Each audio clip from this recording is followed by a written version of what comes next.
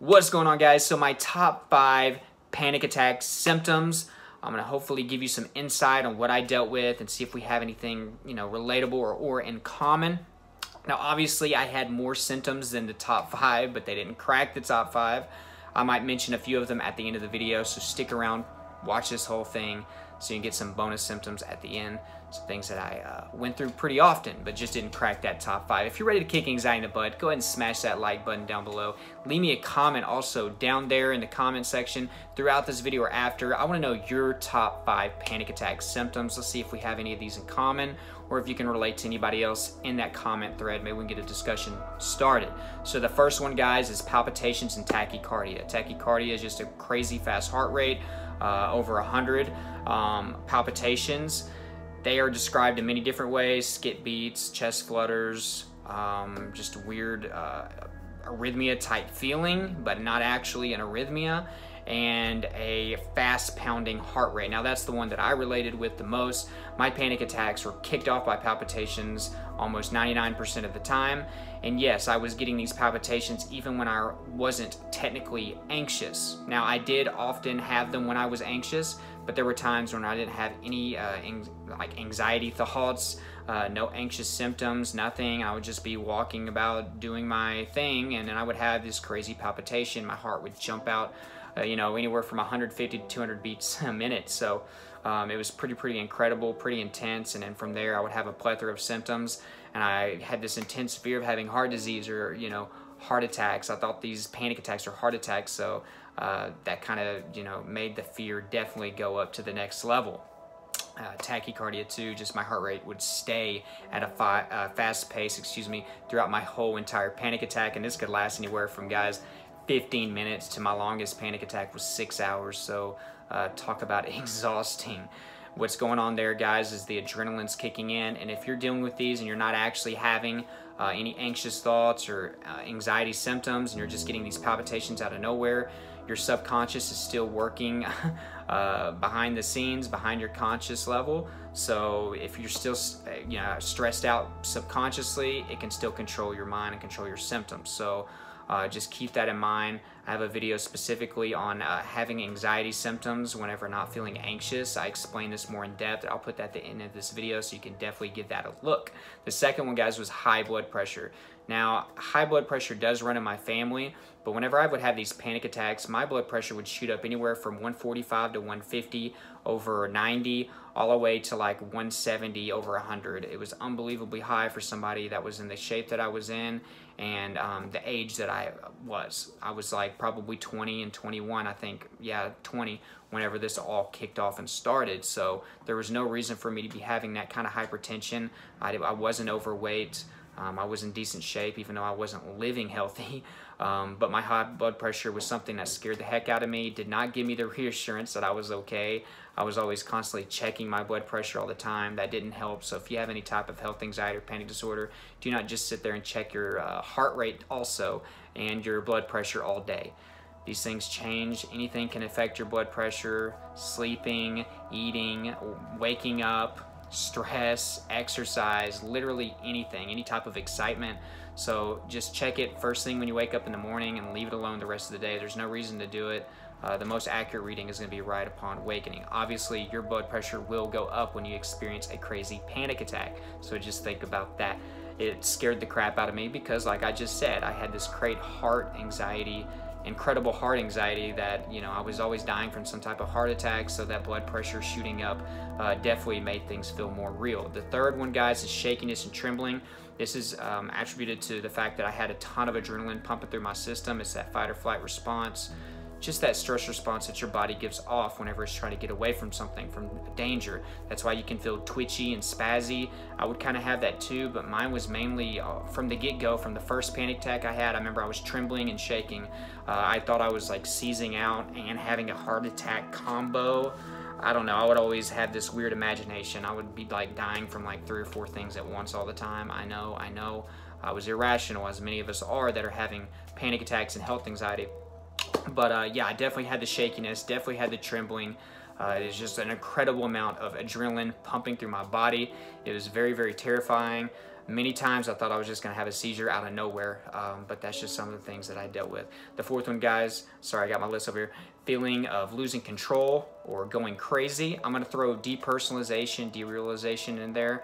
From the very first time that I had, when I had my first panic attack, I literally felt like I was hallucinating. I felt like I was just losing sense with reality. I felt detached. These are some of the same things that you deal with depersonalization. I got a video specifically on depersonalization, derealization, so be sure to check that out. But it's just this feeling of hopelessness, helplessness. You don't know what reality is. You feel detached. You're not sure what's real, and that's very, very scary at the time of panic attacks, especially during my first one, because that really made me feel like I was passing away and like about to die and go into the afterlife. So just this general sense of losing control was one of the ones that I had. Now my last one, guys, the need to escape. I could never be still when I had a panic attack. I would have to get up and pace or get away. I didn't even know where I was walking to or where I was jogging or running to. If I had it in the car, I would have to like pull over, get out of my car.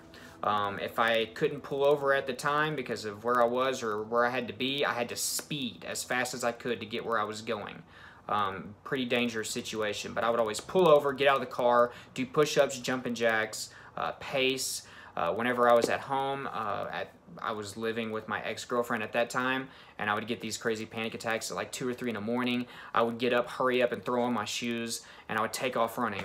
The running did help me with my panic attacks. The exercise did, so that's something to try out. I would always go running whenever I would have panic attacks towards the end of my anxiety. I had this for about 5 years, so the last year and a half, 2 years, I was picking onto this, that it helped, but it was still me trying to run away from something. I would get away. If I was stuck in a church or a supermarket or any large crowds, my goal was to hurry up and get away. If I was in a restaurant, I was hurrying up and going to the public bathroom and shutting the stall.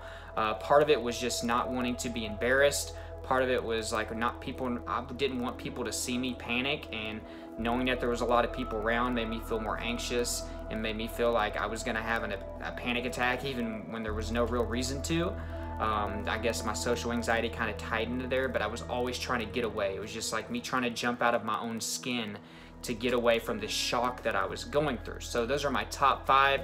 One more time: palpitations, tachycardia was 1, 2 was high blood pressure, 3 was shakiness and trembling, 4 was the feeling of losing control, and 5 was needing to escape. Now some of the other ones that I dealt with, guys, still pretty often was chest pain. Probably less than half the time I would have chest pain that would kick it off or make my panic attacks worse. I would also deal with chills, the muscle twitches and spasms. I would have blurry vision. If my blood pressure got really, really high, I would have sharp headaches. Let's see what else. Diarrhea. I would always have stomach pains. My heartburn would get like horrible, like lava hot in my throat.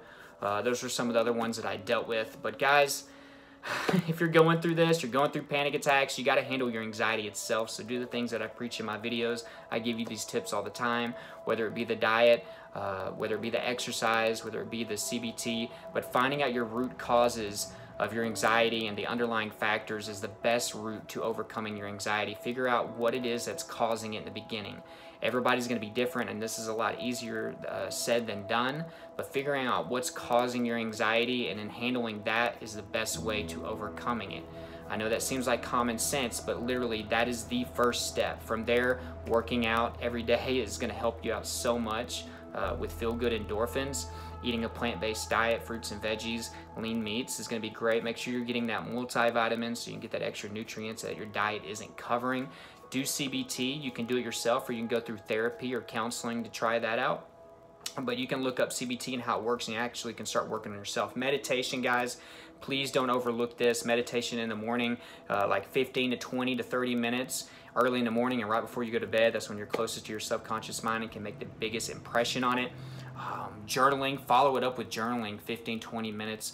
Record everything, your diet, your exercise, your plan of action, your goals, your aspirations, what worked today that you want to replicate tomorrow, what didn't work today that you want to also change tomorrow. Make sure this is also meditation, and journaling is going to help you with finding out those root causes because everybody is different.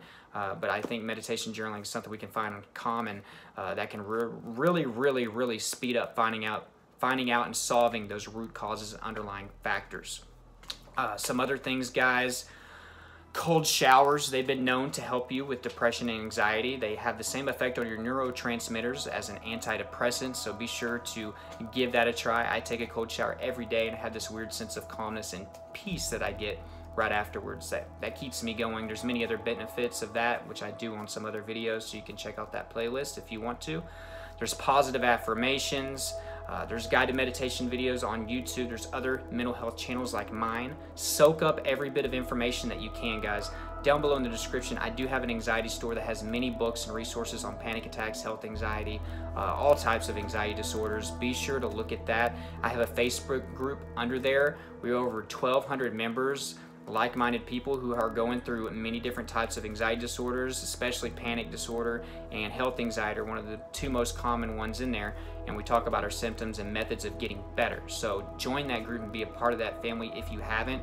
Other than that, guys, my social media networks, that's my Instagram, my Twitter, my Snapchat, be sure to hit me up on those. It's a way for us to stay connected. My Patreon account is also down there. You can get in for $1. I'm actually doing my first QA video for the Patreon account tomorrow, so be sure to join in on that. It goes into the support of the channel, helps me get the things that I need to do, that I need to make this channel better and better each and every month. I want to keep on grinding for you guys and making this channel be the best that it can be. Patreon is a great way for you to show your support and get some great rewards from me. Aside from that, subscribe if you haven't. Hit that notification bell so you get updates whenever I put my videos out.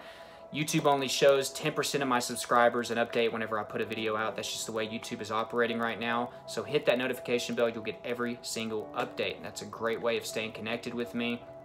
Aside from that, guys, thank you so much for watching. Hope you have a great evening.